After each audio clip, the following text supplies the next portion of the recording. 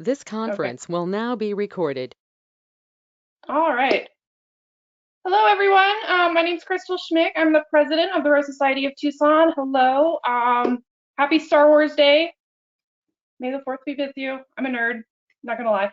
Um, anyways, I know it's 7 o'clock. We don't have a whole lot of people. I was told there was somebody new here. Is that right? I can't see you all. Yeah, I don't have my camera on. My name's Margie Matulik. I'm from Chicago, and I love roses. And I picked up 5 rose bushes for at the Run for the Roses at Mesquite Valley. And so growing roses is a lot different. So in Tucson, I need a lot of help. So you guys will be. Well, I'm you going to can ask maybe some questions later. All right. Well, absolutely. Thank you for joining us. I'm glad you could make it. I've got family in Chicago, so I know it's much different out here. Let's see. To help you out here, Margie, this is usually where I do. I have Les do a little what to do in the garden this time of the month, but Les is on an airplane to Pittsburgh to meet his new grandbaby. Congratulations. So Lou, would you fill in for Les, please? Sure. I think this month is probably one of the most important months of the year because you got to prepare your roses for the searing summer that we're going to have. And it seems like it's an endless summer every year now. But the key thing is not only do you have to pick up your water now that we're approaching 100 degrees, depending on if you have pots, it might be every day. If it's in the ground, it may be every other day. It just depends on how the plants look. So that's number one. Number two, with that, you got to change your fertilization strategy from every week or every other week to what we found really is helpful, where on the 1st of May, what you put on is Osmocote Plus. Put about a handful on each on the ground of each rose bush, whether it's minis, floribundas, climbers, whatever it is. And then that's supposed to last 6 months, but really in our climate, you're lucky to get 3 or 4 months, which is fine as long as it gets you through the summer. And then you put on a handful of milorganite. Now, Osmocote Plus, you can get that at Home Depot without any trouble. We just got some the other day. And then milorganite is a product that's getting more and more difficult to find since Home Depot doesn't seem to carry it or Lowe's anymore. So we found you can get it at Ace Hardware. If you look at any of the local Ace Hardwares on the internet, look at their website and then type in milorganite under the search, it'll tell you every Ace Hardware in Tucson that you can get it at. So hopefully there's one close to you, but that's where I went the other day to get a couple of bags for the whole summer, and not knowing what the shortage is going to be, I got that. The other thing that you need to consider is spraying off your roses consistently once or twice a week. We do it every day with to keep the spider mites at bay, because they will defoliate your plants like you can't believe, especially if you use a spray program. It took care of all the beneficial insects. So that's the one big problem. If you spray like we do with pesticides and insecticides, it's and fungicides, it's that's a big problem when you do that typically. So anyway, we use on the internet under our Rose Society's website. It shows a product. It's called the Fog It nozzle, the heavy volume, 4 gallons per minute. All you do is screw it on the end of your hose, and then it's like going through a car wash. It really is a fairly intense blast of water, but it'll get off all the spider mites without any trouble. But then you got to keep it up, and then if you do it first thing in the morning, it'll add humidity to your garden while taking care of the spider mites, and it's a great way to do it. The final area is shade cloth. I highly recommend it if you don't have trees on the west side of your property, shading everything in the afternoon, or have roses in an area hopefully that doesn't get that searing heat in the afternoon. There's on our website under this month's advice in May, it has a PDF file that you can click on, and it's within the tips on what to do this May or for this month. and it tells you, basically it goes over the entire system for putting up your own shade plot structure if you want to do that. So anyway, those are the main areas that you really need to be concerned about this month. And then after this month, going back to the fertilizing, then all you got to do is once a month, the first of June, July, August, and September, the first of each one of those months is put on a handful of Milorganite on the base of each rose bush you have. And then all you need to do is just basically water. And then the osmocote that you did earlier, and then that once a month application of Milorganite, that'll supply your roses with very slow acting nitrogen and other good nutrients, so that every time you water, it's getting a very small amount, and you should get some slow but consistent growth all summer long. And that's what we do, and it's worked for a lot of people fairly well. So you don't need to go to the heavy fertilizing system all summer long. That's what we do. But are there any questions or, oh, there, saw some, not sure if there's any questions. I don't see any, but are there any questions right now? Liz had one. Yeah. I have a question. And I'm just curious. My roses after last summer was really hard on the roses. And I watered every day because most of my roses are in pots and whatever. And, you know, I pruned. And then this spring, my roses have been more beautiful than I can ever recall. What in the world is going on? You know, after a hard summer, I did my regular, you know, pruning in January. I fed them, you know, they're organics and the other, but they were just gorgeous. Why? You know, I've heard that from a lot of different people from Tucson and the Phoenix area. Dave Mahoney said he had some of the best roses he's ever had when I talked to him the other day about another matter. But, you know, a lot of people have said that. It's probably more the weather than anything, although the weather's been going up and down the last couple months. But I think, you know, they recovered much better than I ever expected. And then when you pruned them back in January, then you got some good growth. There wasn't any really cold weather that down to the low 20s to take away any of the new growth. So I think that had a lot to do with it. And a lot of people have been having great success. And loads of basil breaks. Well, you do the Mike Shipson approach, don't you? Where you put a stake down. Is that what, do you still Yeah, I do that with super? I only have one really big rose, Sally Holmes, in the ground that I do that with. So I don't do it with the pots and everything. Pretty much everything else is in pots.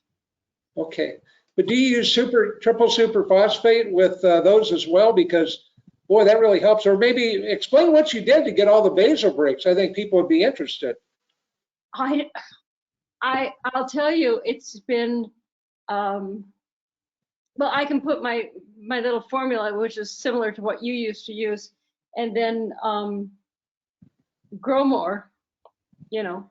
It's nothing special, but boy, it has been wild. Well, that's a good problem to have. Lots of basil breaks because they replenish the whole plant. So it's good. Yeah. Are there any other questions? What do you do for I have a question.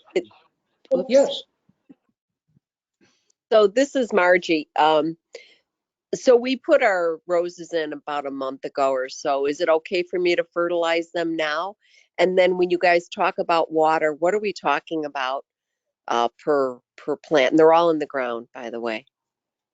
Okay, now you said you got them at Mesquite Valley where they were in 5-gallon pots when you purchased them?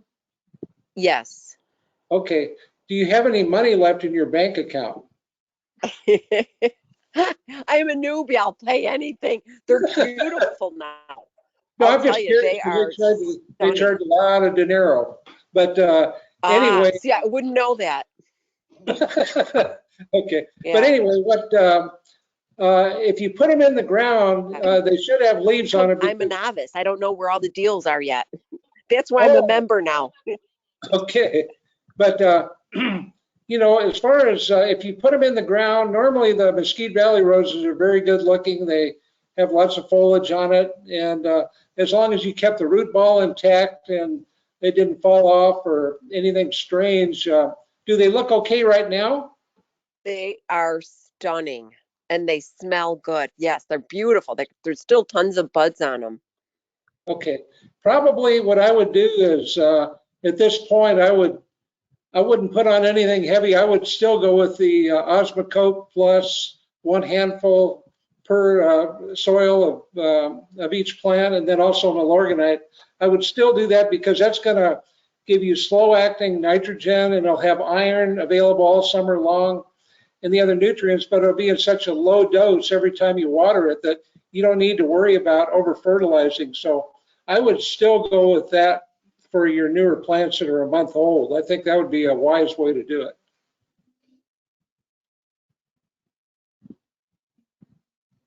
Oh, I think she turned off. Okay, anything else before I turn it back to Crystal? Yes. Oh, turn on your mic. There you go. Go ahead.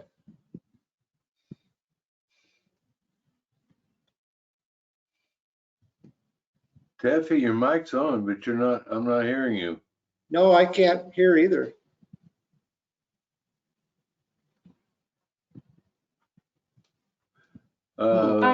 Haverson, Mike, don't forget, we can use the chat function too to ask questions. yeah. Does she know what chat is, or the chat is? Tell her where the chat is, Crystal. So if you go to the upper corner, there's a little speech bubble. You can tap on that, and then you can either message just an individual person who's in the meeting, or you can message everybody. So you guys can use that throughout the night as well.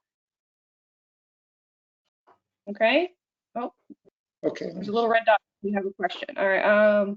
Oh, she said alfalfa. Now would not be a good idea to use alfalfa. The only reason is because it's going to be over 100 degrees very, very quickly here, and I don't know, unless you really are careful with it, it can burn up everything you have. Because with a lot of people if you get the alfalfa meal and you put on, like a half a cup on the soil and then just very lightly scratch it in, it's okay to do. It's a great product. We always put it on twice a year, once in January and once in September. But right now I'm really leery of it because we have killed plants by being a little bit too heavy on that. And if you use the rabbit pellets, rabbit alfalfa pellets, or the horse alfalfa pellets, typically it's got a binder in it, where if you put it on your soil, let's say a handful on the soil that has a pot, what happened before where we killed the plant was we started watering it, and then they start getting big and fat, and then they fall apart. But the binder sometimes locks it up in that first inch of the soil, and the water goes to the side of the pot and it doesn't water. The water doesn't get through. So if you're going to do it, just make sure you use, if you have alfalfa meal, you're fine. If you use one of those other two products, make sure that you scratch it in a little bit, not too heavily so you damage the feeder roots, and then just water very well. It's a great, great product though. Let's see what else we got here. Oh, okay. The Osmocote recipe, you have to get Osmocote Plus at Home Depot, and that's the first product. Then the second product, you have to get that at Ace Hardware. Again, it's called Milorganite. That's Milorganite.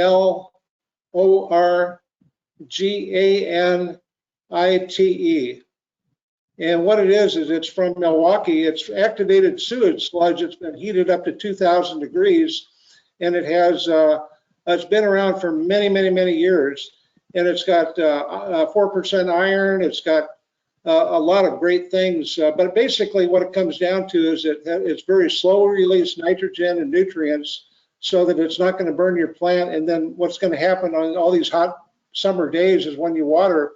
Every time you water, the plants will get a little bit of nutrients, and that's all they need.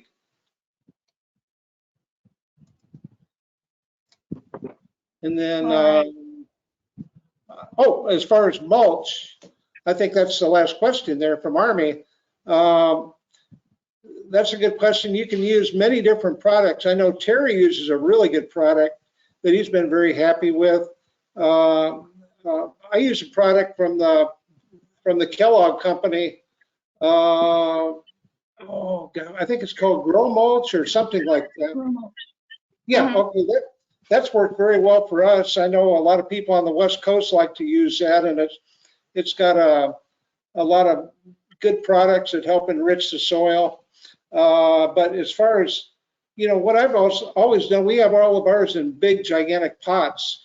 What we've always used, if we don't use that, is we just use the Kellogg's Patio Plus potting soil. We use a ratio of 4 parts of that to 1 part perlite and 1 part peat moss, and then mix it up well, and then just continue to use the same mix. If the soil level comes down a little bit, then we just keep adding that to it. We typically don't add much of a mulch to it, but this spring we've decided to use the Grow Mulch because we've used it before and it's a good product. So either way, it works very, very well.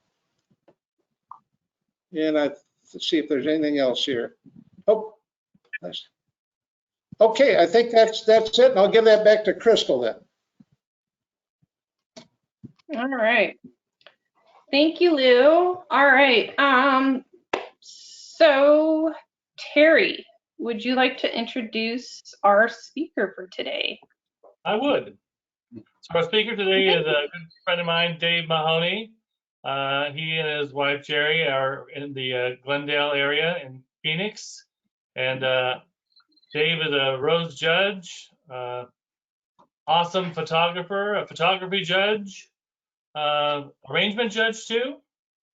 Yeah. Arrangement. He does it all, and they're very involved in the district and getting to be on the national level now. But he's got a good system for making compost, so I'm going to let him take it away.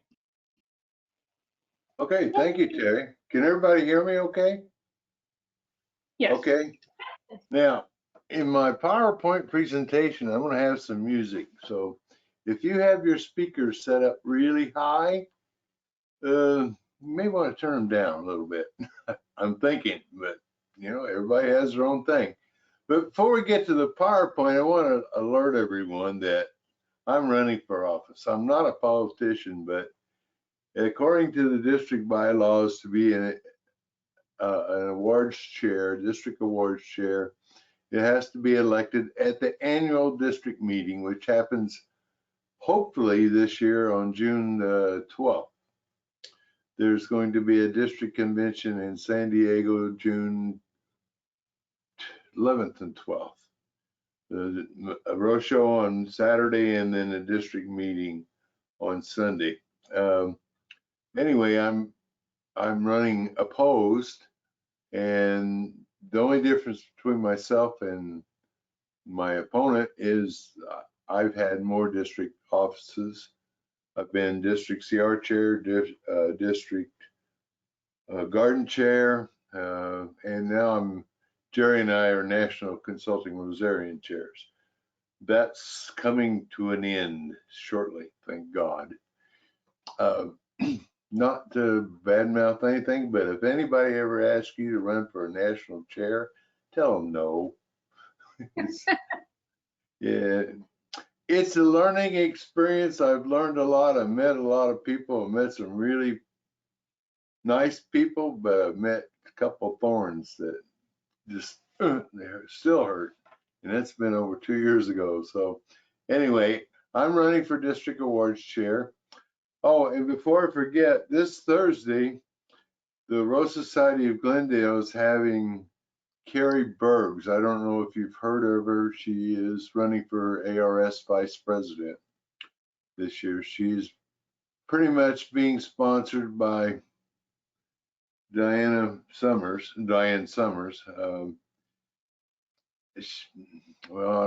She's pretty new to the American Rose Society. As far as I know, she hadn't held any district offices or anything like that. But I think she's being encouraged to run by Diane because the other candidate, and whose name I've forgotten, who is the national arrangement chair, she doesn't particularly think he would be a good vice president. I don't know if that's true or not, but anyway, they wanted to have 2 people running. I think that's good.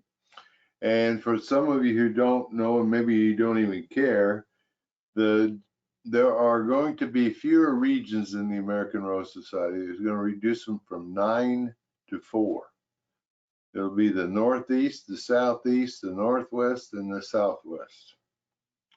So that has to be voted on. I thought it was already passed, but apparently that's on the ARS bylaws to be passed. But anyway, in the Southwest District, it's Craig Hill and Gary Osborne from the Central District are running against each other. In the Northwest District is Jolene Adams, who's a former vice president, and gosh, I can't think of her name. She's the current regional director for the Rocky Mountain region, the Rocky Mountain and the Pacific Southwest. That's what she has now. So anyway, that'll be interesting. And that's all and David Bassani is running against Linda Clark for district director. So not a whole lot of candidates running. And in fact, there's a couple of districts that don't even have a district director running that I'm aware of. But that same district doesn't have a national CR, district CR chair or arrangement chair or whatever. Well, anyway, I think sometimes we have 18 districts. I think we have way too many districts in the American Rose Society. And if you ever have had the opportunity to attend one of the board meetings, that's a heck of a lot of people, because all the district directors vote and all the regional directors vote right now. So it's 18 and 9, it's 27. 27 people you got to satisfy, plus anyone who is a former president is on the board. They don't have a voting member, but they're on the board and they get to say a lot. So anyway, okay. So tonight I told Terry I'd talk about composting. Dave, Yes, can I say one thing? sure. I just want to say to everybody, and I think we all agree, you and Jerry have done a fantastic job in no matter what you take on. And I wish the best for you. I thank you for all you've done. I can't even understand how you could keep up with it. But anyway, thanks and best wishes. Well, thank you. I may not win, and it won't break my heart if I don't. But anyway, they asked me if I'd run, and so I said, yes, I will. But anyway, going back a long time ago, way back when I lived in Minnesota, I started composting. And basically what I did was I had a little backyard garden, and every fall I'd clean up my garden, take all the plants out, and I had a little wire pin. I had 4 metal stakes that drove into the ground, and I think it was chicken wire that I wrapped around them and made like a rectangle. So I threw all that in there, and every time I cut the grass, I'd throw that in there. And then I'd hose them down a little bit, and then winter would come. And Duluth had, I think the last year we were in Duluth or close to it, we only had like 80 inches. I also lived in Munising, Michigan. I don't know if you know that, but the last year I lived in Munising, Michigan, we had 212 inches of snow.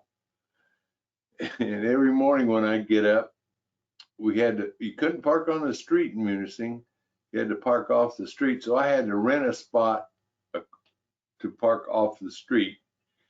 And I'd have to shovel my way out in the morning because the snowplow went through about 3 o'clock. And then when I came back in the evening, I have to shovel my way back in, and then I have to shovel my way up the sidewalk and up the steps. And the roof, we had so much snow one time, I think we had 80 inches of snow on top of my roof. So I had to get a snow rake, roof rake they called them, to rake that off, and then it built up an ice dam. But anyway, but if you have snow, composting is really easy, especially because about in Munising and in Duluth, you probably got about, at least 6 months of snow season, so you don't have to ever water, or never have to worry about your compost drying out, whereas you do here. So I came down here, I went to the Master Gardener program here, learned a little bit about it, and I know a little more, and I'm going to tell you some more. And even last night I learned a little bit more. So let's get this thing started. So let me run it from the beginning. And the first thing, oh, wait a minute, I got to escape here. I have to share my screen. That won't help you at all, will it? Now we'll go from the beginning. Okay. Now you see a little speaker on the screen, everyone? If you do, why, okay, here goes.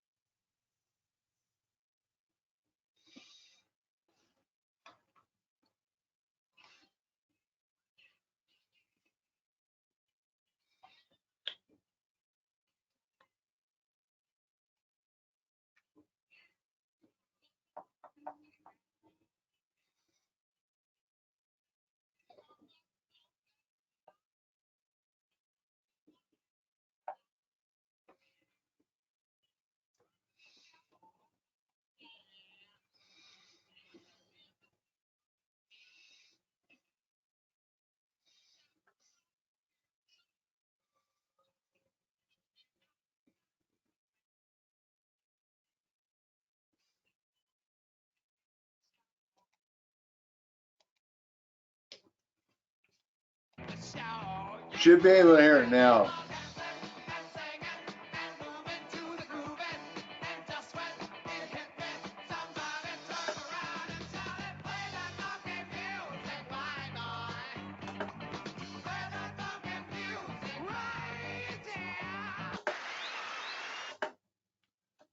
Okay, probably didn't hear the music because I didn't turn on the audio. Can everybody hear it now? Or if anybody send a chat something, if you're unmuted, let me unmute everybody. Can everybody hear me now?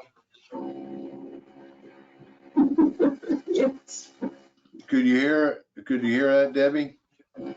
Yes. Yes. Okay. Thank you. Okay. Thanks for letting me know. All right. So my little talk tonight, I'm going to mute you again. My little talk tonight is composting for your home garden. And I tried to look up a little song for that, and boy, they just don't have it. But this is what I did find. Soil isn't hard, do it up in your backyard. Compost when you can, and don't give it to the garbage man. No. Okay, we're gonna tell you now some of the things you can compost. All right. That's the best I could find. That was a little girl that did the talking there, and her dad was playing guitar. But this is the way many people start, and the way I start. It's just a wire cage, and people put leaves in it. And if you notice here, they've got all these leaves just piled in there. It really needs some layering, but we'll talk about that a little bit further. So composting is basically decomposed organic matter, and it takes millions of bacteria, fungi, and some other occurring soil organisms to make it work, or to get it going. I like the owl, so why compost? It reduces the amount of material we send to the landfills. It saves money on fertilizers and soil amendments. It improves the water holding capacity of the soil. So what do you need if you want to be successful at composting? Well, first of all, you need some soil organisms. Basically, if you've got soil, you've got organisms. And you need water, you need oxygen, and you need kitchen and yard waste. There's the soil organisms, mainly worms. That's some water. comes out of a hose a lot of times, or there's other ways. That's oxygen bubbles. And there's the yard waste. And you can see in there, there's some lettuce, probably lettuce waste. And that's another simple compost bin. Okay, so what do we want to compost? Well, first of all, we want browns. Browns provide the carbon. So that would be like fall leaves, straw, brown hay, paper, coffee filters, believe it or not, sawdust, wood chips, wood ash in thin layers. Now, wood ash means, like charcoal ash would be good as a wood ash, or if you have a campfire or whatever, you can use that ash. And then the other thing you need are greens. And they provide the nitrogen. So greens would consist of grass clippings, weeds, but no seeds, fruit and vegetable scraps, manure like cow and horse manure, not dog or cat, coffee grounds, tea bags, eggshells, bread and grains, if the bin is rodent resistant, and if you want, seaweed. I don't know how many people have that. But now what you don't want to put in are meat, bones, fat, grease, peanut butter and oils, dairy products, cooked foods with butter or sauce. Again, the dog and cat manure, branches. That branches mean large, like over a ½ inch. That's large. You want to break them down or shred them or whatever, mulch them. Any diseased plants. Now, diseased plants. When we had a fertilizing talk for the CR school, Baxter Williams from Texas told everybody to put your rose material in your compost. And I'll tell you why we don't want that, but please do not put your rose material in your compost, because if you do, you're just going to spread those diseases. Anyway, weeds that have gone to seed, and weeds that spread by roots or runners. None of that goes in the compost pile. So what about carbon and nitrogen? Well, carbon comes from the brown materials we talked about. Nitrogen comes from the green. So really, you want about 20 part carbon to 1 part nitrogen. That's ideal. If it's 35 to 1, that's probably too high. And if it's less than 20 to 1, it's probably too low. So how do you build a compost pile to get this ratio? Well, get all your pieces in the small particles. If you're cutting your grass, that grinds it up already. I have a wood chipper that I grind up most of my limbs. Anything over about 1.5 inches, I just put it in the bulk trash and get rid of it. But my chipper will take it down to that and grind it up into small pieces. And you want to mix the materials rather than layering them. So you can layer them and then stir them up too. And you want to keep your pile moist, about as damp as a wet sponge. And that's one of our biggest problems, but we'll talk about that later too. And you want to turn the pile regularly. And the reason for turning is to get the oxygen in. And you want the pile to reach 130 degrees. So if you have small particles and they're rather wet and you turn it, you have the potential of reaching 130 degrees. But once you get it there, you have to keep it up for 7 days. And that's another problem. You would think that in the area when we have 110, 115, that the compost pile would get up that rather easily, but that's not so. So if you're going to have a compost pile, maybe you want a compost bin, and you can buy commercial bins. You can buy turning bins that look somewhat similar to that, or a concrete. That to me looks like a concrete mixer barrel, but it's a turning. It goes in for in rather than horizontal like the bit one on the first one. And then there are static bins. It's kind of like that. I had one of those. I thought that was hard to use because you have such a small opening at the bottom. All the stuff goes in the top and comes out the bottom. That's another static bin. And this, for the last one, you could probably make that yourself, but that's sold commercially. So, but there are some homemade bins. There's a static bin, and that's just a wood frame with some wire. And that's even simpler, wire. And this is a fancy dancy one. It has a lid and a front end on it.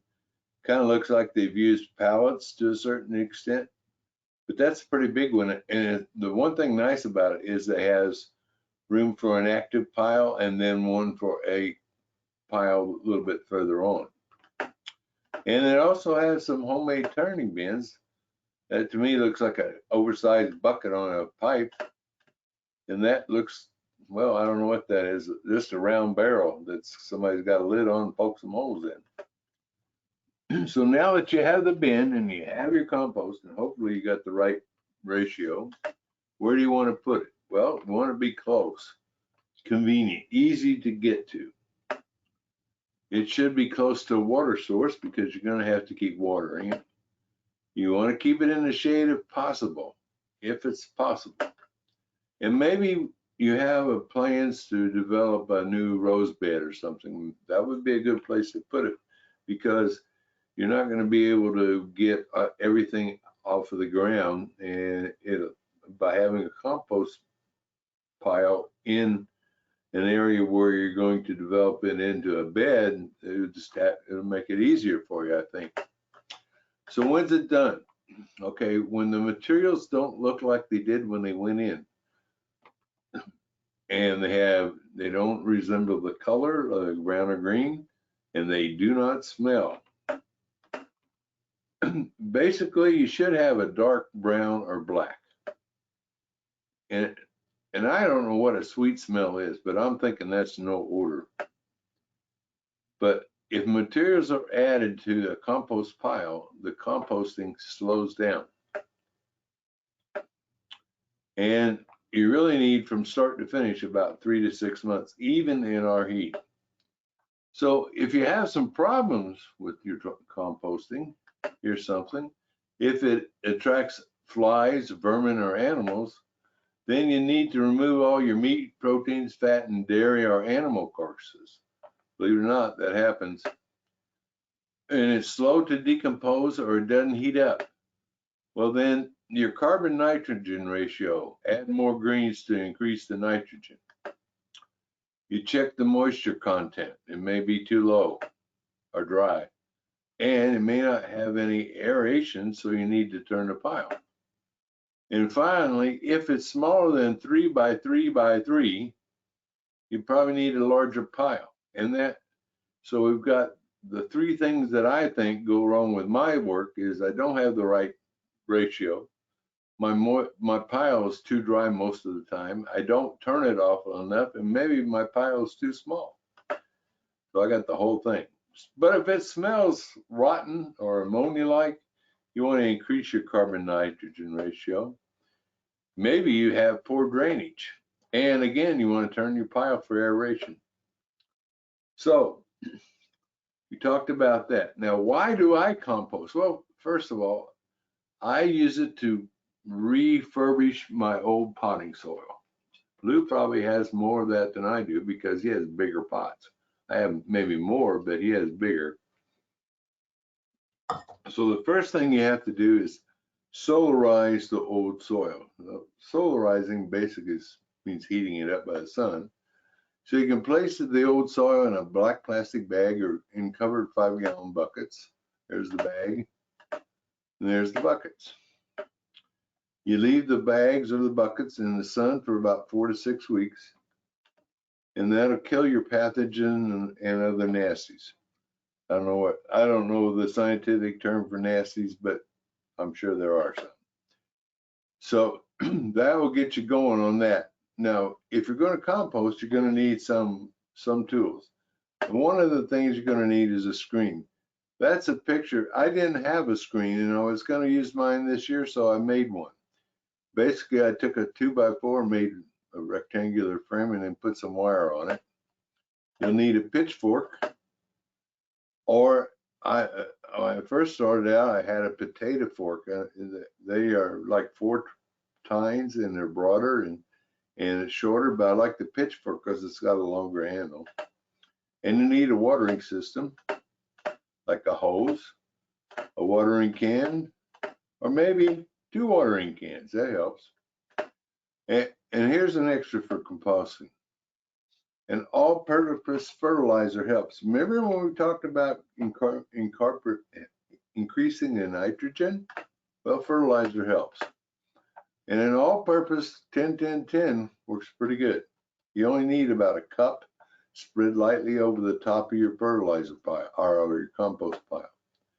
And it especially helps with weeds because they need more nitrogen to break down than, say, grass. And you use roughly 1 cup per 25 square feet of compost, and you sprinkle it lightly over the top of the pile. So here's my screen. As you can see, that's the wire. It's half inch by half inch. And I screen mine, and I get all this stuff that's too large to be really used as compost, but it makes good mulch. So I screen it, and then I take it and dump that, and then I throw that on my rose beds. And so to revitalize the potting soil, basically I've already sodalized it. That's what my compost looks like. It's light brown, it's not the dark brown. So I add 1 part of the compost to 3 parts of the potting soil. And even better, once you have that done, you blend equal parts of the new soil with the revitalized soil. And if you do that, you'll get even more productive density and a better nutritional balance. So if you have any questions, you can talk to the Department of Health Services. Here's a link if you want to copy that down, but basically composting for school gardens is what you want to look for. And then the EPA has one, and that is epa.gov compost, and that's where you find all the information. So we want to kind of close it out with a little more music. And I want to make sure my music's on this time. Yep. Here we go.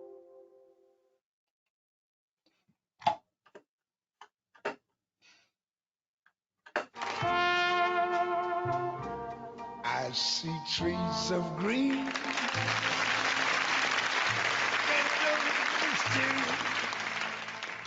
I see them blue for me and you. And I think to myself, what a wonderful world.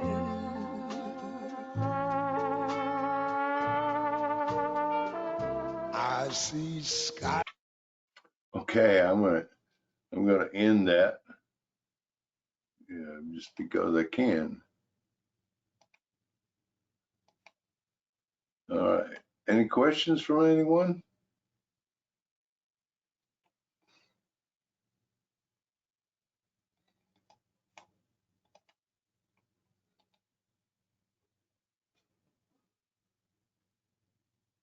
I'm gonna make Crystal the organizer. Okay. Anybody have any questions? I got everybody unmuted. I better unmute you all, huh? Well, everybody, somebody's unmuted. I just unmuted myself. I'm not seeing any questions. I've got one. I do have a composting bin, but I use compost starter instead of a fertilizer. But I've also heard of using just like a shovel full of dirt from the yard. Do you have a preference on that, or is there one better than the other? Well, the fertilizer starter is just more expensive. The dirt from the yard, that's good too. And if you're going to revitalize, your old potting soil, you can put that in because that still has some nutrients in it, and it has microorganisms in it. That's what you want the starter for, and that's what you want the dirt for, is to get those microorganisms cranked up and get them working on your food that you're feeding them.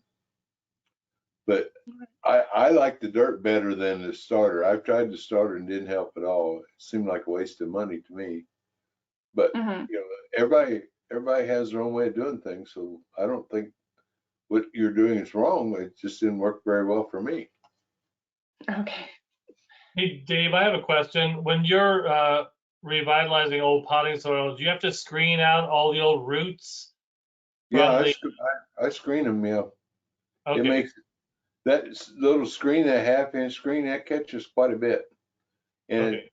and because it's half-inch, it goes pretty fast. I can do like a 25-gallon pot in about 10 minutes or so.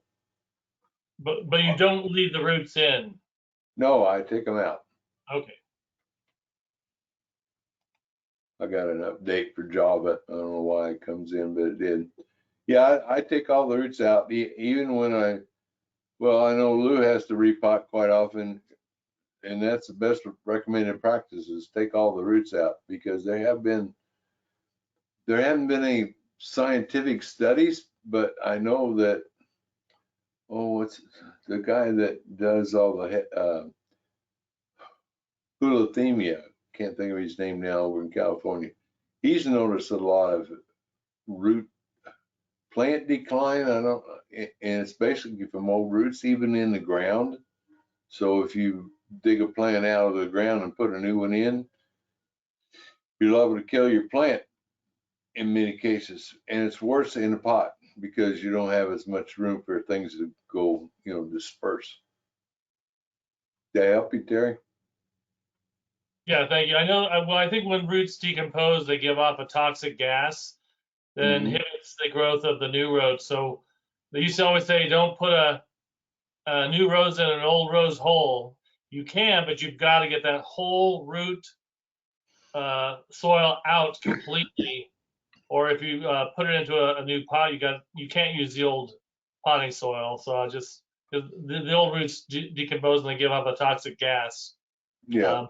And then someone has a question: if is that Playgirl in the background? Your Yeah. background? Okay. Yeah. That was one of my. I don't remember. I think I won an award with that at a district or someplace. But yeah, that's Playgirl. That particular plant went bye-bye last 2 years ago, and I have a new one. And I got some starts from you, and 3 of those starts took. But you know what? I gave them away to everybody, so I ended up buying another one. But it worked. You had a good plant there. I got out of all the ones I took you, I got Playgirl and Fabulous, and that's the ones I wanted. So I had about 6 of the Fabulous take, and I killed 3 of them personally. I don't, either when I repotted them or they dried in my little nursery pot. I had one that went all last summer, and then in the fall, I don't know, one day it just said, I'm gone. Boom, it died. But I still had a couple spares, so I got one now. It's been blooming like crazy. It's a small plant, but it's blooming well. Both of those roses are on their own roots too. Yeah. So I wonder if that makes a difference. Yeah, it does. Are there any other questions? Let me ask you guys, are you having chili thrip problems? Because we sure are up here. We're starting to get them down here, but not as bad as you guys. Okay. Yeah, Lou, have you had chili thrips yet? No, I haven't seen any so far, but we usually do every summer. Usually it's to 1 or 2 plants, but so far not. We've been spraying them off with water every morning, so maybe that helps. I don't know, but it doesn't sound like it's a good situation over in Phoenix now. No, Mike's spraying a couple of public gardens that he takes care of now, because the chili thrips was just so bad last year, it just about wiped out the garden. So he's spraying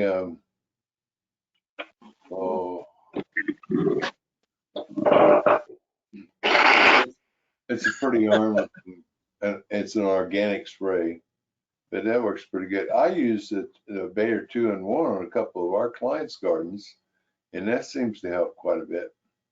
I only put a capful on each bush, and that seems to work. If you do get that, that's one way. If you don't want to go that way, get conserved. That's the one that Mike's using. But, you know, a quart of conserve is pretty cheap, not cheap.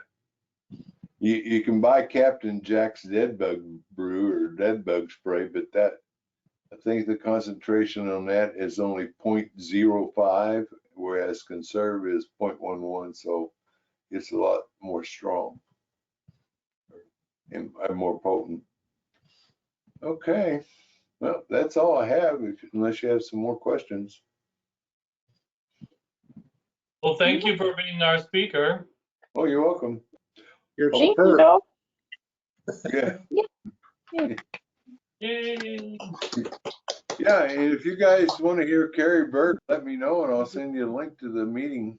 It's on Thursday night. So, our Crystal has it too. She has it on the go to meeting master list, so Yeah. she can do that too for you if you need it. But if you want to meet her, or, you know, or at least see what she looks like. By the way, she has judged the Tucson Road Show, I think in 2019, your last show. She came down. She was an apprentice judge. She's been an apprentice judge since 2018. That doesn't sound. That sounds like, boy, she's not very ambitious, because most judges get done in a year or less, right? At least I did. About 6 months, I think, for me. Anyway, okay. All right. Well, I'm gonna leave you if you guys don't mind, and you guys have a good one. And thanks for inviting me. Bye-bye. Thank Thank you, you. Dave. All right. All right. Did anybody else have anything to add or needed to announce? If not, okay. All right. I've got a signal where I need to get to bed. Oh, yes, Marion. I'm having a hard time finding this. I don't want to get a 30-pound bunch of it, but they're running out of it totally. I saw some at Green Things today. Okay. So in that size. So you can, $dollars? I didn't look at the price. They're like I was looking for- $46 online. Green No, I don't. Okay. Yeah, try Green Things. It's on River and Allen. Okay. Where it is. So Okay. I saw some there. Okay. Anything else? Oh, there was one other thing, Crystal. Yeah. You brought up a good point in the Thrip Hater about how it's becoming really difficult to find fish emulsion at anywhere. And, I found that, the price is still going up on that. And per gallon, if you get the Alaska fish emulsion, the cheapest way you can get it is if you look on the internet and again, we don't need it all summer, it's just for the fall and spring. But if you want to use fish emulsion, try to get it in I know it's a little bit more expensive in the start, but you can get it at Home Depot through the internet and order 5 gallons of it. And instead of paying $20 to $25 a gallon, you're paying about $14 a gallon. So that usually lasts us an entire year or more. So it's just a thought. If people are looking for it and they can't find it, or they're trying to extort you for money, it might be wise to do it that way, because that's a lot cheaper route. Yeah, of course, naturally, I published that article, and like the next day I see Lowe's has it in stock again, and I'm like, you suck. But yeah, I mean, I know we always recommend using a liquid fertilizer, and a lot of us use fish emulsion, and that was really hard to find. I mean, so many people are taking up gardening because of the pandemic. So a lot of supplies are hard to come by. So, all right. Anything else? All right. Well, I will see you guys in June. It was nice seeing everybody. You say goodbye? Bye. All right. Bye, guys.